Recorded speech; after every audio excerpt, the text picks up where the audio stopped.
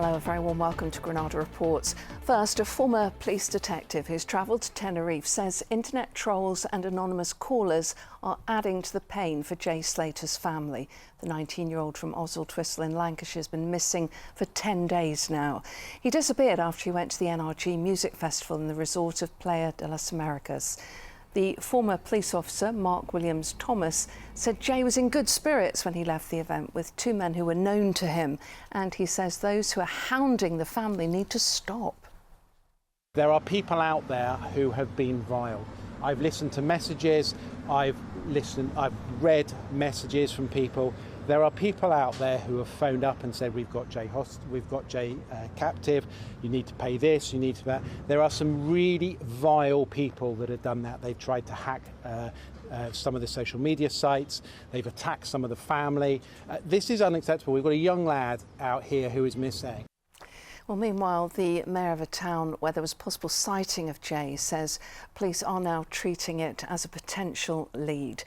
This image was captured by a webcam in Santiago del Teide. The mayor says the Spanish police have asked for the footage as part of their investigation.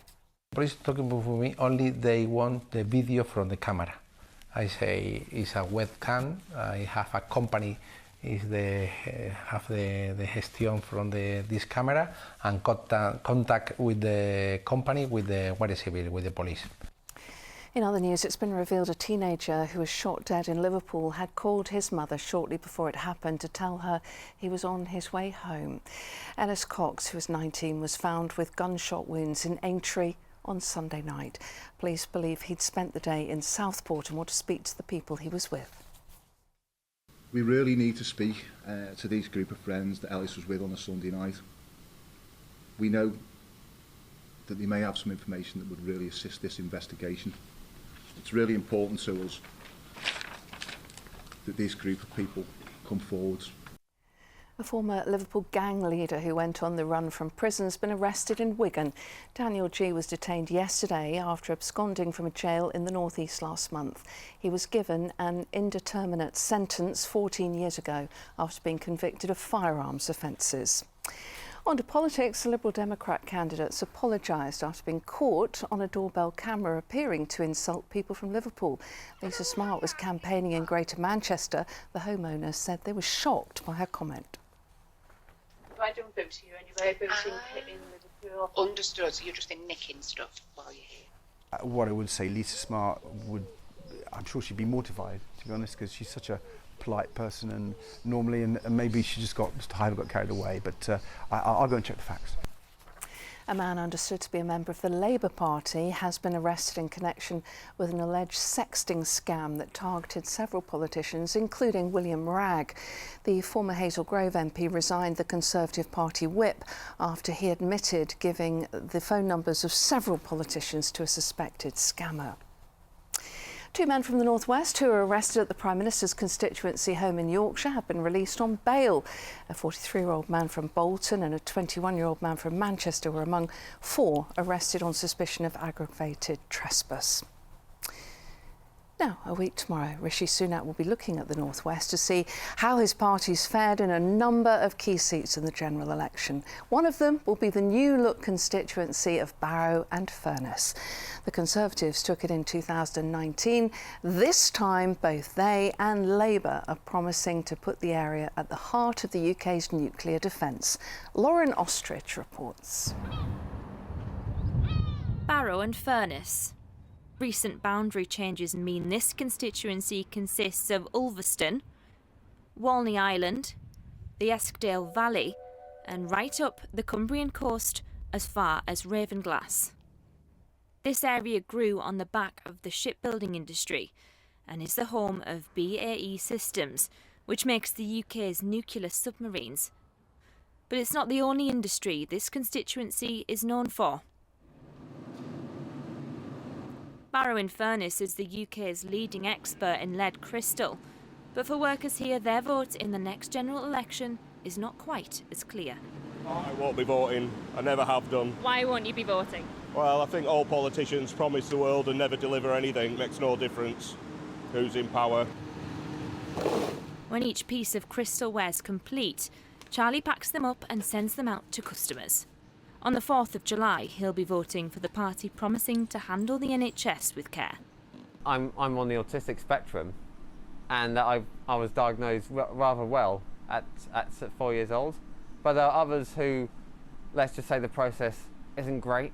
Cumbria Crystal employs around 20 highly skilled workers. With rising energy bills, the COVID pandemic and poor transport links, they're feeling the heat. We've been trying to expand our markets into Europe. We do lots of smaller orders shipped by courier, and we saw our courier costs go up by 400 to 500%. Will you be voting differently in this next general election? I don't think so. Barrow and Furness is Labour's natural territory, but in 2019 old loyalties melted away and the Tories blew Labour out of the county to get Brexit done. But after 5 years, will voters shatter the Conservative Party's dream of keeping their seat here? Just 20 minutes from Ulverston is the town of Barrow, the core of this constituency. Hairy biker Dave Myers and the local football club's resurgence in recent months has raised the profile of this sleepy corner of Cumbria. But looking around, it's plagued by empty units. Millions in levelling up money has been given to regenerate this town centre, but experts say the money would be better spent addressing another ticking time bomb. How much of an issue is mental health in Barrow and Furness? I think it's a significant issue. In recent years we've had a spike of suicides, and that's just the very extreme end of mental wellbeing issues. Obviously it needs to be more funding. I mean, to rely on charities to do this sort of work who start every year with no money and have to try and go and find that money. We've got twice the national average of instances in this area. You would argue that requires significantly more funding to help deal with that. Barrow is a rugby league town, but for the Euros, the local stadium's doubled up as a fan park. I mean, we've got to diversify our income streams, and fuel bills trebled. A ground this size, we've gone from like 12,000 a year to 36,000 a year. It's clear who these Barrovians are supporting on the pitch, but what about at the polls? I don't vote for things like that. Tories need to be out. Why do they need to be out? Because they're making a mess of the country. Oh, probably Reform UK. Why? Yeah, because I like the policies. With just over a week to go, who will the people of Barrow in Furness choose when the final whistle is blown? Lauren Ostrich, ITV News. And we're sorry about some of the sound quality there. Here are all of the candidates standing for election in Barrow and Furness. And finally, when Pink played a sellout concert at Anfield last night, she helped a little girl celebrate her birthday in a way she'll never forget. And all because that little girl was born exactly 5 years ago at Pink's last concert in Liverpool. Yes, actually at the concert. This exclusive report from Victoria Grimes. Happy birthday to you. Happy birthday to you. As birthdays go, this one was pretty special. 60,000 people and a music megastar singing happy birthday. And back home today, it's still sinking in. Oh, it meant the world to me because I missed the last time. So I was like, I need to see the concert, but yeah, seeing it was just unreal. And not only that, Dolly had a private party backstage with Pink herself. Happy birthday to you. Happy birthday. Make a wish, you gotta make a wish. Yeah! So she just come in singing happy birthday, and then asked Dolly to make a wish. And then she had this little doll, and she asked her what the name was, and she told her her name was Pink. Did she ask you what the dolly's name is? Yeah. And what did you say? Pink.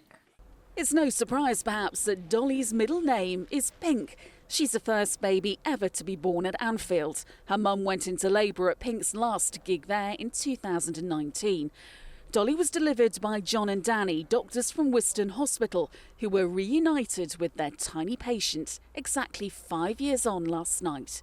And it was those doctors who told Pink about Dolly's big day.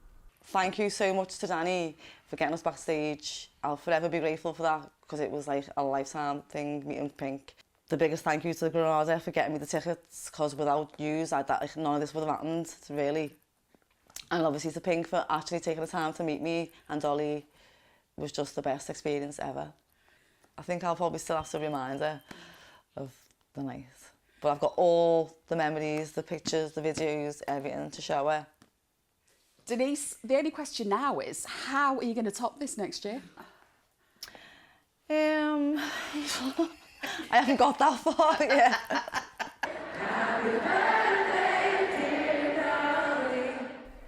Victoria Grimes, ITV News, Liverpool. Wow, what a night, and a very happy birthday to Dolly from all of us at Granada Reports. That's it from me. Have a good night. Here's Joe with the weather. Have you burnt tea again? I'm scraping the cooled oil into the bin, not the sink. Can we eat outside? It's nice. United Utilities sponsors ITV Granada Weather. Thank you. Good evening. A fresher feel to our weather to end the week. Better news if you don't like it so hot. A deep low pressure system to the northwest of the UK hoves into view, bringing temperatures back down to and just below the seasonal average by the weekend, with some spells of showery rain to come along the way. Mist and fog in the Irish Sea tonight, winds pick up before dawn, and a band of cloud and rain, very patchy, moves its way eastwards into the early hours of tomorrow morning. Another warm night for sleeping with breezes picking up before dawn, when the sun will be rising at 4:42, setting at 9:45 tomorrow evening. Tomorrow then, a bit of a patchy, drizzly start to the day. Skies will brighten, and tomorrow afternoon breezy, with sunny spells and scattered showers, and temperatures will get to 22 degrees. It's a little bit burnt. United Utilities sponsors ITV Granada Weather.